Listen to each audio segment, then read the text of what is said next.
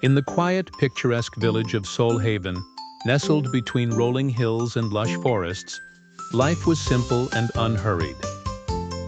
It was here that three friends, Elara, a diligent baker, Finn, a sharp-witted carpenter, and Lisbeth, a thoughtful gardener, discovered the profound concept of price sensitivity. The narrative begins on a crisp autumn morning when Elara noticed something peculiar at her bakery. Her freshly baked loaves of sourdough, usually a sellout every morning, weren't flying off the shelves as fast as they used to.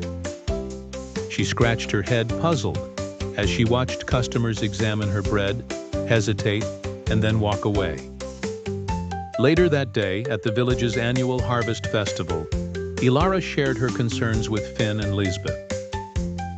Finn, always quick with a solution, noted that his sales of handcrafted wooden toys had also taken an unusual dip. Lisbeth nodded sympathetically, adding that many villagers had started growing their own vegetables instead of buying hers.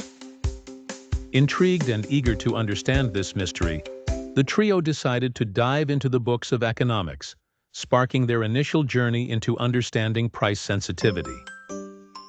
They learned that price sensitivity, or the degree to which the price of a product affects consumers' purchasing behaviors, could vary greatly depending on a myriad of factors including income levels, availability of substitutes, and even consumer preferences.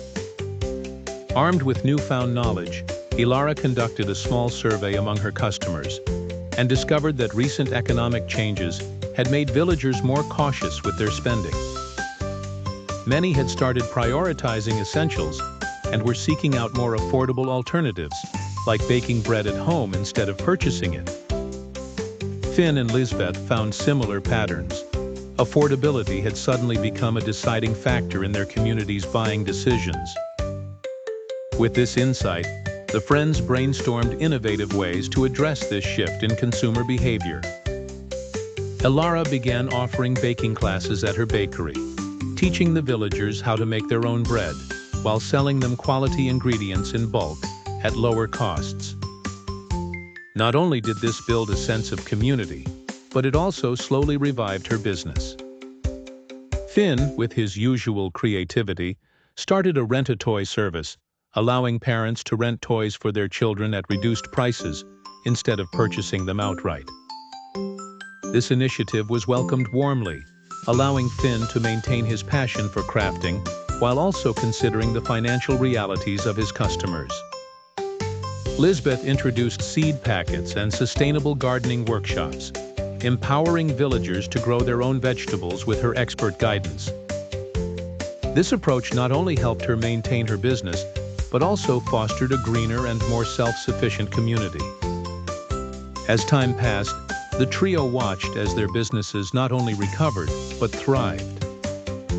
Their adaptability to the villagers' price sensitivity, combined with their willingness to offer value in new and meaningful ways, had strengthened their relationships with their community and ensured the longevity of their livelihoods. The story of Elara, Finn, and Lisbeth is a reminder that understanding and adapting to consumer needs is crucial in any economic environment. In Solhaven, they learned that price sensitivity was not just about the numbers. It was about understanding people, their stories, and their changing world.